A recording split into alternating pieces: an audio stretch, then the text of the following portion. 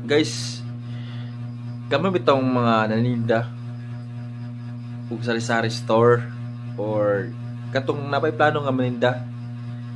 Guys, naobserbahan gyud nako guys nga kanang customer nga himayad mao nay kasagaran nga tigpalit sa inyo ha.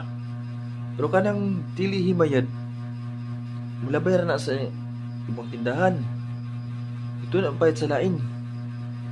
So, kung naa kay naobserbahan nga customer nga mangutang siya tapos himayad siya, loyal na sa inyo ha. So, ayaw yun na siya bigla guys.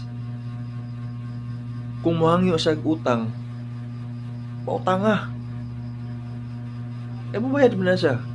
Balag kung gamay na imong tinda.